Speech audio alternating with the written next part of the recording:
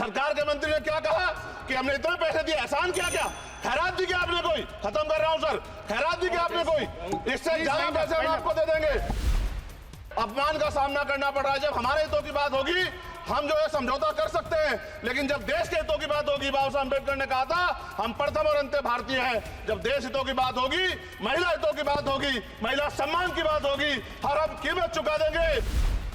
ये सोचने का विषय है सर, ये बहुत महत्वपूर्ण देश की बेटी का मामला है।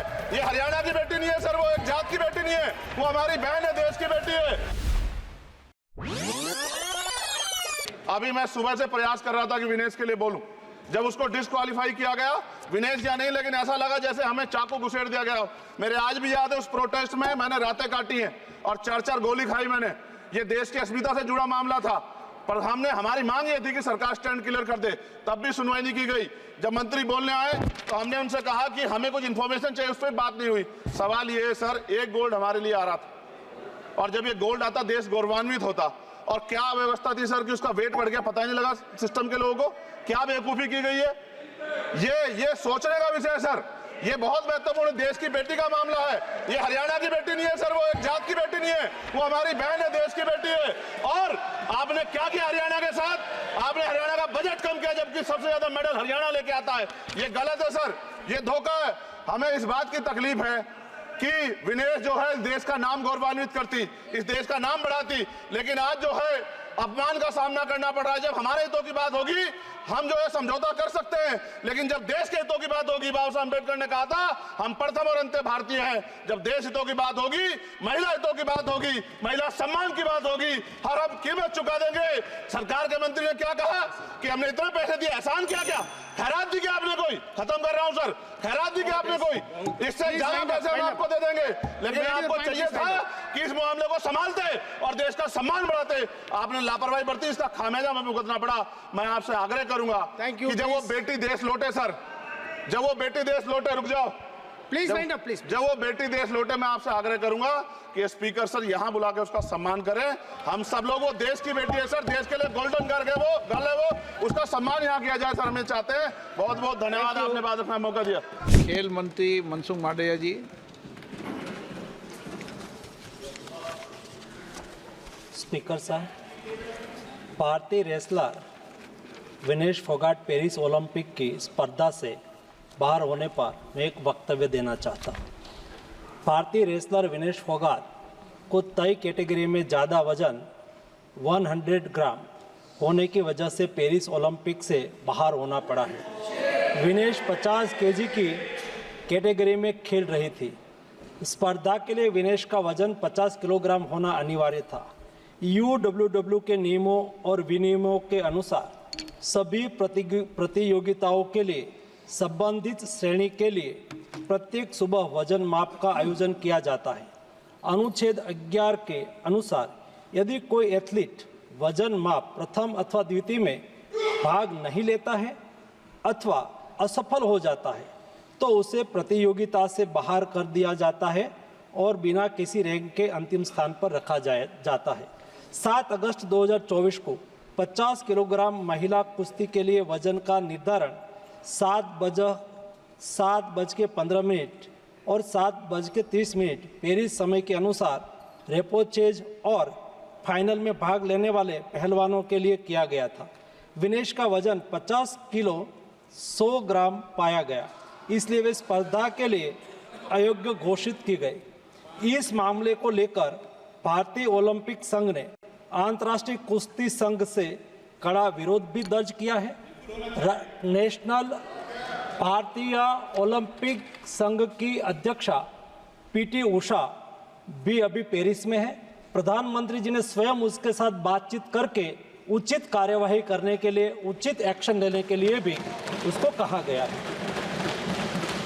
विनेश मंगलवार 6 अगस्त को 3 मुकाबले जीतकर 50 केजी रेसलिंग ओलंपिक में फाइनल में पहुंचने वाली पहली भारतीय महिला रेसलर बनी थी।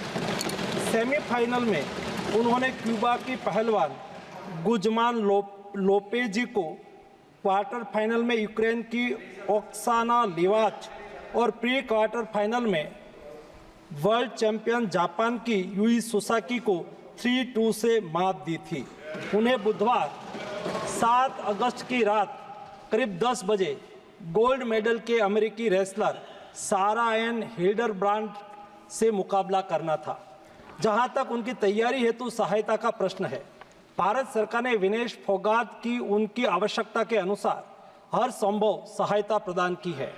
उनके लिए पर्सनल स्टाफ भी नियुक्त किए गए हैं जो अपने क्षेत्र के विशेषज्ञ हैं। उनके साथ हंगरी के विख्यात कोच ओलेर अकोस और फिजियो अश्विनी पाटिल हमेशा रहते हैं। इनको ओलंपिक के लिए इनके अतिरिक्त व्यक्तिगत सहायक स्टाफ जैसे विभिन्न sparring partners, strength of conditioning विशेषज्ञ के लिए वित्तीय सहायता प्रदान की गई, जिसका विवरण इस प्रकार है।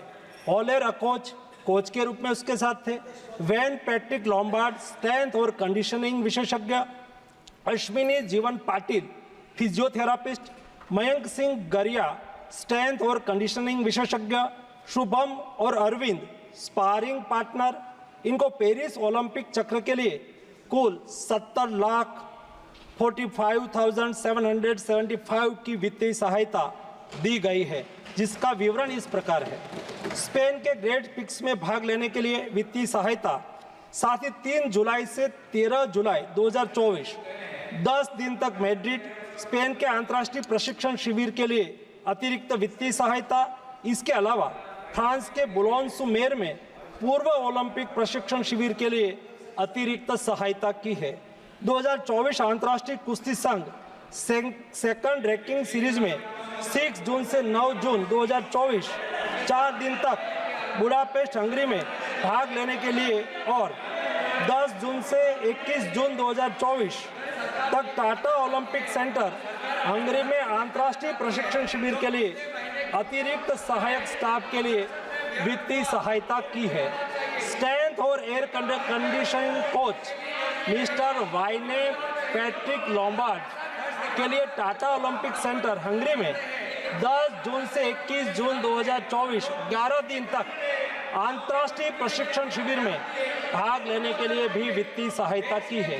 13 जुलाई 2023 से 16 जुलाई 2023 4 दिन तक बुडापेस्ट हंगरी में 4th रैंकिंग सीरीज में भाग लेना और 10 से 16 जुलाई 2023 16 दिन तक बुडापेस्ट हंगरी में प्रशिक्षण शिविर हेतु इसको वित्तीय सहायता की है। वेल्लेकेन बुल्गारिया में 10/11/2022 से 3/12/2022 तक प्रशिक्षण के लिए वित्तीय सहायता दी है।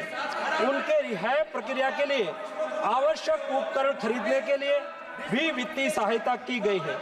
2020 टोक्यो ओलंपिक चक्र में 1,13,98,224 रुपये का आर्थिक सहयोग उसको किया गया था।